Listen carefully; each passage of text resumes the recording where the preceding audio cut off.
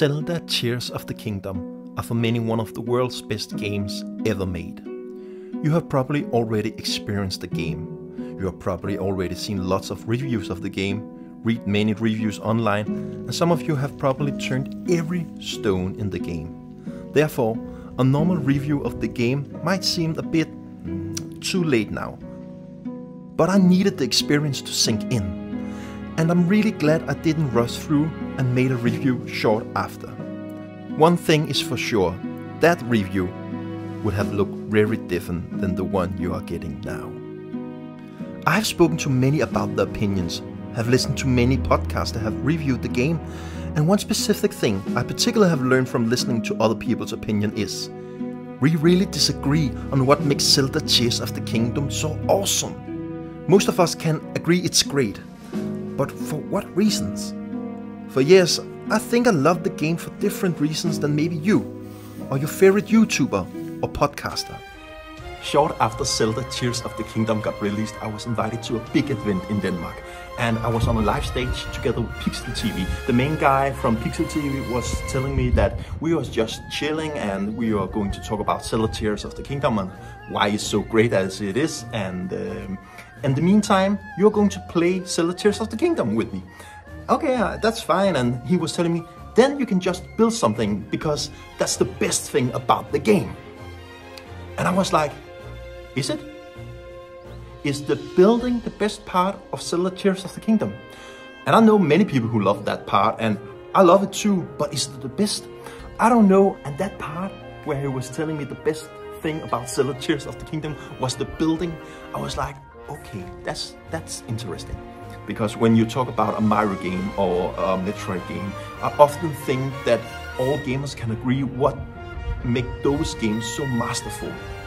When you talk about Mario, it's often the level design, the platforming. And I think it's so interesting that Zelda Tears of the Kingdom is awesome or magical for so many different reasons. And every person I talked to almost didn't have the same love for the same thing. They can all agree that they like the game or love the game or think it's one of the best games of all time.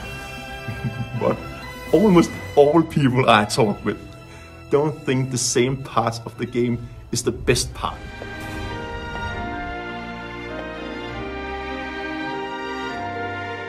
Alright, let's get the quick and obvious question out of the way that you have heard many give their opinions on. Do I love the Ultra Hand? Yes. Do I love Ascent? Oh yes. Do I love Fuse? Oh mamma mia, yes. Do I love Recall? Yes. Do I love to explore the world? Yes, yes, yes. Do I love the sky area? Well, yeah, it could be a better, but sure. Do I love the music? Oh my, the music is so goddamn awesome. But wait, Daniel, these are the things we want to hear you talk about. I know. You could think it's crazy that I don't want to talk about the things many people want to hear about in a review, but I'm late in the game and so many reviews have already talked about it, and I mostly agree with all the things people are telling. That special moments where you can feel that this isn't normal in a video game. Is everyone seeing this magic that I'm seeing right now? And I can see after all the reviews, all the people are talking about the game that no, that didn't see the magic about that part I really love. You know, those moments you can't forget after 2 months, after a year. That kind of moments. I've experienced that in Zelda Tears of the Kingdom. And it makes me so happy when a game can make me feel that way. We have to talk about that. You have to hear why Zelda Tears of the Kingdom had that extra special thing than other 10 out of 10 games don't have. I want to tell you about the moments in the game that got me on the edge of my seat. The moments when I thought, this is the reason I'm a gamer. Moments where I forgot time and place. Those magical moments only a few games can create. Because Tears of the Kingdom is a game that has left a mark on me. The long lead up to the game, making reaction videos to the trailer, debating the game before it was released, midnight premieres with people, have definitely meant that the journey before release had already left its mark on me. But at the same time, these huge expectations for the game could easily give some kind of disappointment. Fortunately, my long nights playing Tears of the Kingdom in the moonlight managed to give me moments I will never forget. In this special review, I will talk about moments that have printed in my mind and explain why this game is one of the best games ever.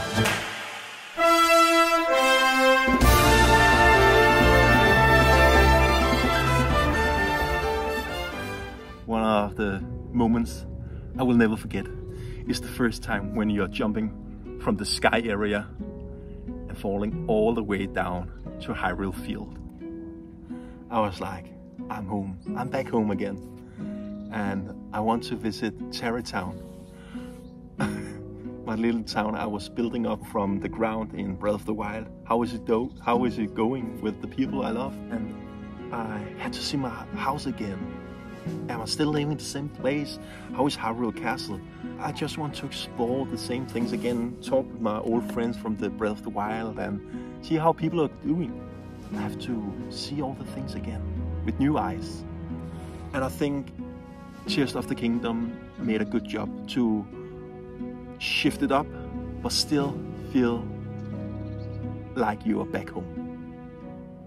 So that moment when you fell down from the sky down to Hyrule Field was a moment I will never ever forget. I totally love the Wind Temple. And some of you may think, that temple is so easy. How can it be one of the best moments in the game? The Wind Temple was the first area I was visiting after I was exploring Hyrule Field at the beginning. And I was like, I have to go to Rito Village. It's one of the best part about Breath of the Wild. I have to see my bird friends and explore it. I don't just want to praise the temple. And I think it's okay to say that the build up for the temple is a part of it. There was snow all over the place. The bridge in front of me was broken. I couldn't cross. I found another way and all my friends was gone. And I was telling I have to explore the area. Found your way through a cave and then you have to climb up on a mountain and you saw a big ship. You was jumping around from ship to ship. You really feel that you mastered the area every time you get higher, higher, higher. And I was like, I've never seen this kind of gameplay in any Zelda games. And then you come over the big cloud and you saw the big ship temple. And I was like, yes, let's get back to the dungeon.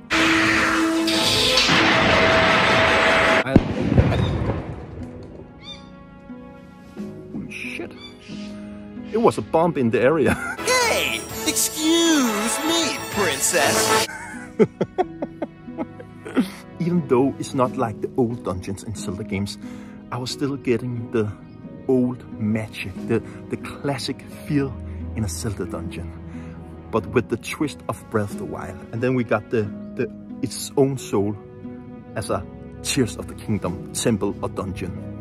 And you still have to activate 5 or 4 switches or the same things you do in Breath of the Wild. But every time you turn on a switch, you can hear the music was building up.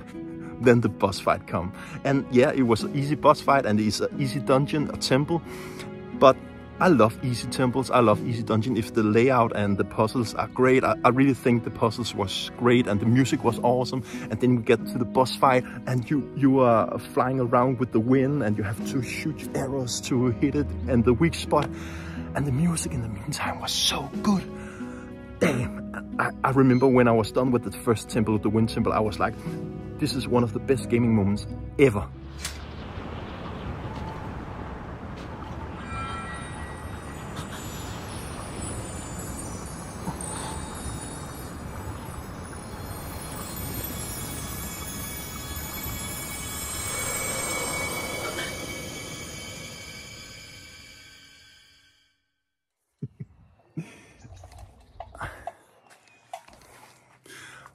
But guys and girls, the best part about Zelda Tears of the Kingdom, the moment that hit me hardest, I've never cried over a Zelda game before. And I did that in the ending of Tears of the Kingdom. And the moment I talk about is the fall after Zelda.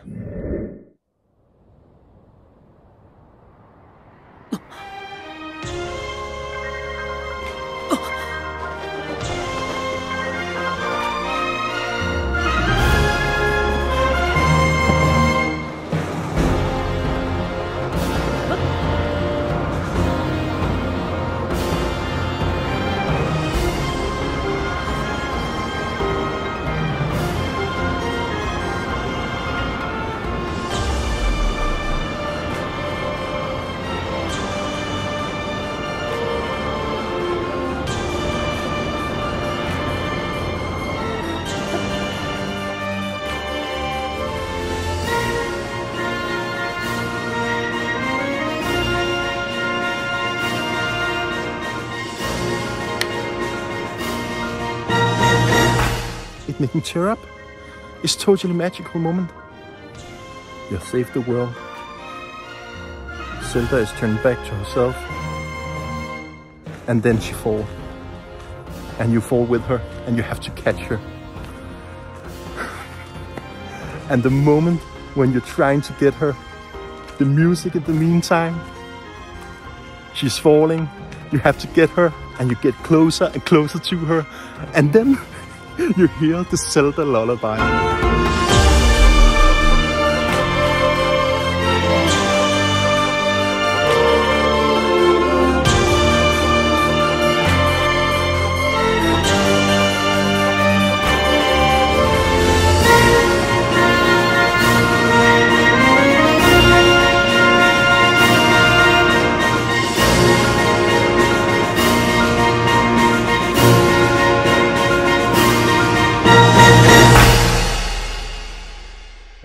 That moment, it was like all the memories from all my Zelda adventures was mixing together, and it was like a bump in my face.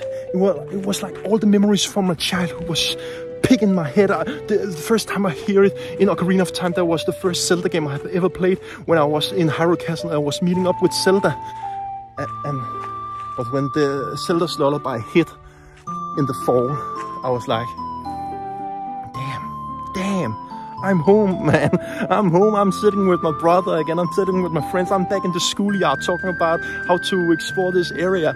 I was reliving my whole things in just 10 seconds when I was falling after Zelda. I have to catch her. I was paralyzed about the epicness, about the fall, about the whole journey I had with Tears of the Kingdom, and all that magical things I have with the game. And all the magical things I have with Majora's Mask, with Ocarina of Time, with Skyward Sword, with Twilight Princess, with Link to the Past, with the first Zelda game, with the second Zelda game, Link's Adventures. I really love that game too. And I was tearing up. I was tearing up to the sound of Zelda's lullaby. I was trying to catch my lady. She has tried to save the world. She has helped me to get the Master Sword. And now I have to save her. And I will never forget that moment. And then you hit the ground, like you hit the water and save Zelda. And she's getting back up and she's talked to you. And then she say, she's home again. She's home again. And the same way I felt, I'm home again. I was nervous that I was falling away from Zelda games after Breath of the Wild. I understand why so many people love Breath of the Wild. It's an awesome game. It's one of the best games of all time. But I didn't connect with Breath of the Wild. I was afraid that I would grow out of the series. Yeah, I know it's just one game, but we have to wait long to get a 3D Zelda game. I was nervous that I would grow away from the series. But the last scene made me think, no, I'm not growing away from it. Every Zelda game is a new adventure. Every Zelda game is a new experience. Sometimes they hit you, and sometimes they don't. And Tears of the Kingdom hit me like a train. And I was tearing up. We can't agree in everything in Zelda Tears of the Kingdom, that every moment is the best moment, or we love the building, or I love the ending, or I love the wind temple, or you love to explore the world, or you love the character, the side quest, or the music. There are so many elements in the game, and we love them from different reasons, and that's magic. It's a 10 out of 10 game. It really is. But the moments I have talked to you about is the reason why this game is more 10 out of 10. It's one of the best games of all time. And I will never forget the experience I had with Zelda Tears of the Kingdom. No game is perfect, and thankfully so. Even my favorite game of all time, Xenoblade Chronicles 3, has moments and elements I didn't like. And even though there are moments I don't like, doesn't mean I hate on the game. In my mind, it's a good thing that there are things that can be adjusted, and even though I'm not a fan of the underground, which I know many people love.